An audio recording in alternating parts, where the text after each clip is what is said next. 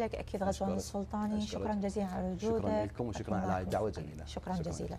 نروح الى فاصل واكيد راجعين حتى نتكلم على الخيال والصوره في الشعر الشعبي العراقي، اكيد ضيفنا احمد مجيد، لكن بعد الفاصل.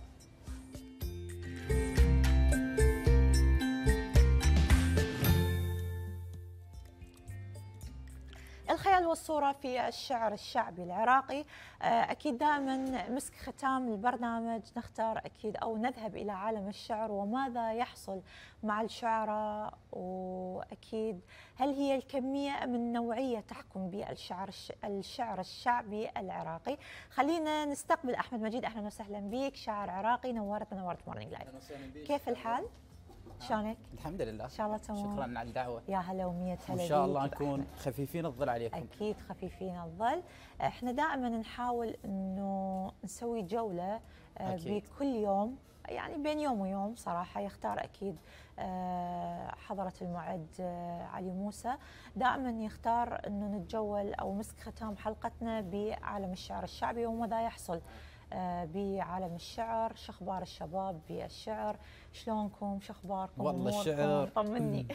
احنا قبل الحديث شكر موصول للشاعر الحبيب محمد اسماعيل البغدادي صاحب مشروع لا للسلاح. تحياتنا له وشكرا لكم للدعوه. انت مثل ما تفضلت ست انغام، الشعر اليوم النوعيه يفتقد بشده كبيره، وللاسف الشديد اليوم نواجه ظاهره نسميها عدم الثقافه. يعني اليوم يجي شخص ما يحفظ ابيات لشاعر متوفي او الظروف ما سمحت له يطلع للاعلام، يقراهن يصعد من خلال منصه التيك توك، اللي المنصه العشوائيه السلبيه اللي بيها سلبيات قرابه ال 80%. فهذا يعني تفريط بالشعر الشعبي الحقيقي، والسبب الرئيسي بذلك عدم رقابه، نقاد ماكو. يعني من الراحل المرحوم سمير صبيح قام يجي لا اسماء بصراحه ما تتكرر. ان كان الشاعر سمير صبيح الى رحمه الله عليه، عريان السيد خلف البارحاني نزلت له القاطع المدرسه اكيد المرحوم. يعني البارحاني يمكن نزلت الشاعر المرحوم اكيد عريان السيد خلف.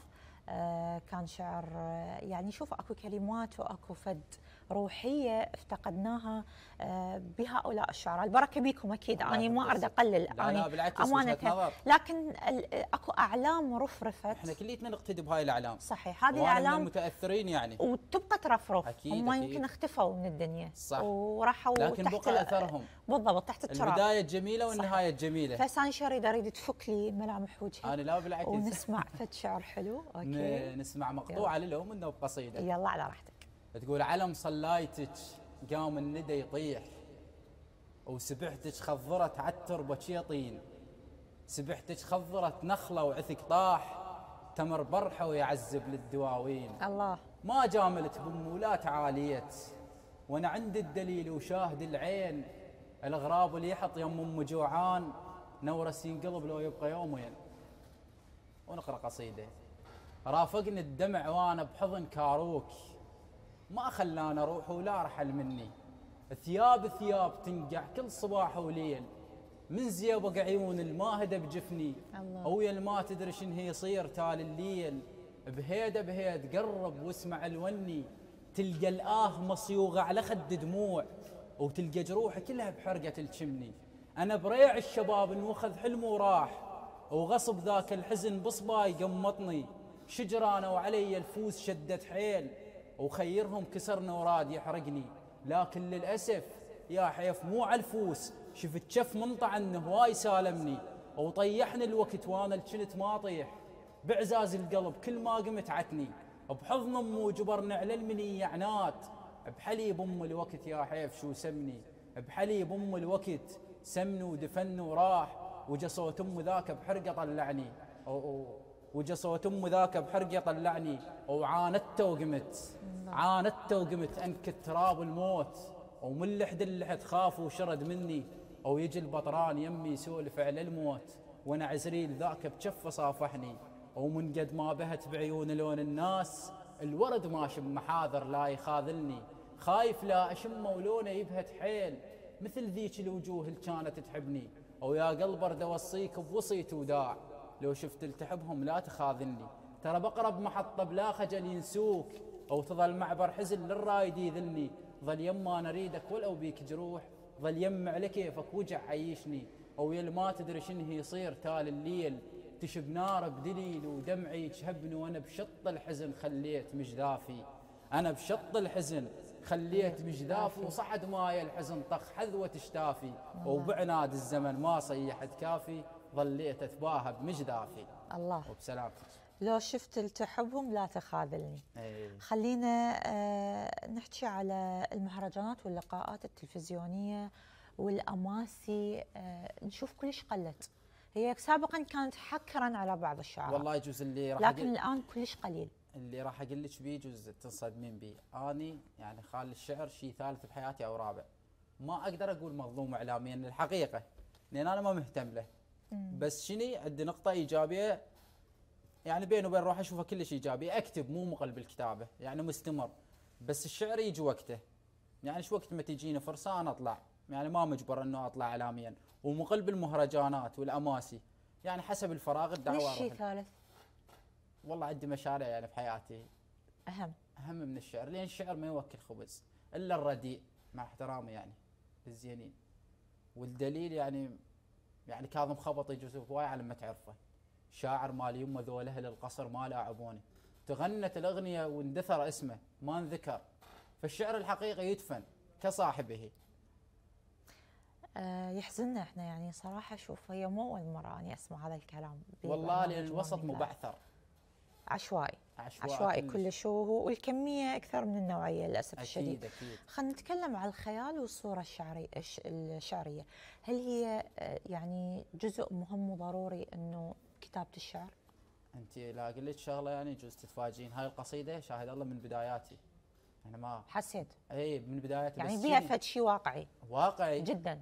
بس الشاعر المفروض يركز على الروايات، على الاطلاع، الخيال شلون يتغذى عن طريق القراءه. حلو. لان احنا اليوم خيالنا محدود، يعني كبدايه شعراء، انا ب 2015 كتبت شعر، يعني بداياتي يعني 2016 15، بس اليوم انت لو ما تجي تطلع على جبران خليل جبران، محمود درويش، دوستويفسكي، تولستوي، ذولا يضيفوا لك. تفهمين شلون ست؟ يعني الشاعر اللي ما يطلع يعني وجهه نظر يبقى قروي، يعني محدد بدائره صغيره، والاطلاع يعني هو بوابه النجاح، يعطيك نوعيه ويعطيك كميه ما موجود منها. نسمع شيء؟ نسمع. وتقول على بساط الصبر جمر الزعل والنار، بدخان رسم الطيوف زعلانه، ومشبيه الوهم مشيت خشب للنار، وانا احلام ورق والنار جوعانه، وهاي الدنيا بيدر والحصاد ارواح، وهذا الموت منجل من تلقانه، ببزريته يعذب من يشهب الموت، ترى الشخاط هيك يسر نردانه، وما لمهن بديك الجثه من تطيح، برماد الجمر حنطها عودانه، الجمجمته جمر ما يعطش الكل ماي، يوج راسه بثغب هالحرقه اخوانه، والى اخره. القصيده طويله. صح لسانك. الله يحفظك. ذكرت الاطلاع، واني خل اذكر احتكاك الشاعر بشعراء جيله. اكيد مفيده مفيده كلش، يعني اكون منافسه شريفه. هسه انا تحياتي للاستاذ سيف عباس والاستاذ سعد ناصر العميري، يعني اصحاب فضل علي. دائما ما تصير جلسات بيتيه، يعني احنا صح قلت لك انا مبتعد عن البرامج والامسيات والمهرجانات، بس دائما يعني بالشهر مرتين او ثلاثه في بيت الاخ الشاعر الكبير الاستاذ سعد ناصر العميري، او في بيت الاخ الشاعر الكبير سيف عباس، اساتذتنا ذولا ونقتدي بهم، دائما ما يصنعون الاحتكاك الايجابي. بظل العديد يعني انت حاط الشعر ثالث شيء. نعم. لانه عندك انت مسؤوليات. نعم. وامور احنا كلنا يعني واقع حال صح. كلنا احنا اليوم الشعر، او مثلا بعض المطربين ملاقين فرصهم بصوته حلو، لكن ماكو فرصه انه تدر له اموال او يكسب قوته اليومي، ورا مولده، ورا بيت، ورا اكل، ورا عائله، ورا ملابس، ورا شلون يدفي نفسه الى اخره. مسؤوليات العراق كلش كبيره، مسؤوليات الحياه اللي بالعراق كلش كبيره وغاليه. لا ننسى انه حتى اليوم المواطنين اغلبيتهم يشتكون انه ما يقدرون يدفعون ايجارات. صحيح. يعني الايجارات كلش صارت غاليه. بالتالي خلينا نتكلم على شلون يقدر الشاعر يثبت وجوده بظل العدد الكم الهائل أو العدد الكبير من الشعراء؟ سؤال كلش حلو. مو وياك لأن أنت مبتعد، لكن أنت تنصحه. لا مو أنا بالوسط، حتى لو مبتعد أنت أعرف. بالوسط بالضبط، لأنه أنت بالوسط إحنا نريد نصيحة منك. أنا اليوم مثلا مقل بالكتاب بالظهور الإعلامي، بس اليوم من أريد أظهر إعلامي أنا حط بصمة، بحيث من أقلهم أنا مبتعد يعطوني كمية هائلة من المساحة إلي، يعني يقولون هذا عنده ثقل، كزيد من الناس شاعر عنده ثقل رغم مبتعد هو شاعر. بينما عكس ذلك اكو شاعر يعني تلقينه متصدر السوشيال ميديا وغيرها من البرامج، بس هو ما عنده شيء، يعني ما عنده النوعية الشعرية، ما عنده الصورة الشعرية، صحيح. ما عنده الفلسفة بالشعر. طيب نسمع شيء؟ نسمع. يلا. أبو ذيات. أبو ذيات والله صرت أقول لك. تقول سل سيف زمان وياي حالا ترسني جروح ورد الحال، حاليا نثايا ورضع بكاروك، حالا يا لاهو شيبا عصار بيه. الله. تبشر بالحزن يا من سليته، دمع وليح بخيالك، سليته على نحر السيف امس بيدك، سليته ذبحتني وعف السيفك بين يدي. الله. وقصيده يلا نسمع.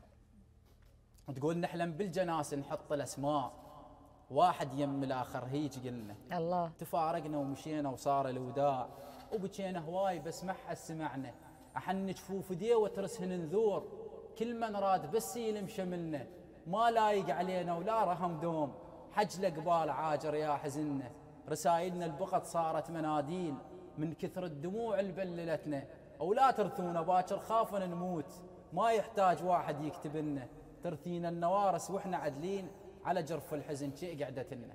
على جرف الحزن شي قعدتنا. شنو نصيحتك للشباب اللي حابين يدخلون عالم الشعر؟ هو للامانه كنت صادق وياك، الشعر مو اللي يجي يدخله، موهبه. لا اللي عنده موهبه، اللي عنده نصيحتي له يطرح روحه كشاعر، خليه يضبط الاوزان. اليوم كم هائل من الشعراء ما يعرفون بالاوزان، وعندهم خروقات وزنيه، يعني هو يكتب تجليبه بها 4 ابيات نصاري، هاي طامه كبرى على الشعر. اضبط القاعده الاولى اللي هي مال الاوزان، الروي بالقافيه، سلاسه الاذن الموسيقيه، يلا تطرح روحك شاعر. انت لا عندك اخطاء راح تحاربك هاي الاخطاء الى مدى سنين، واليوم عندنا اليوتيوب شو تنزل بيه ما ينمسح، صح لو غلط. فانت قصيدتك اليوم من تطرحها للميديا اكيد لازم تكون كامله، خاليه من الخروقات الوزنيه والروي والتوارد الاشبه بالسرقه بين قوسين. اليوم صارت استنساخ، اليوم انا قصيدتي يجي زيد من الناس يحطها قدامه ويكتب عليها. صح استنساخ. ما هاي استنساخ، هذا تشعر وليس شاعر. أنا كلش فرحانة التقيت بك، الشاعر العراقي الشعبي أكيد أحمد مجيد، أتمنى لك الموفقية.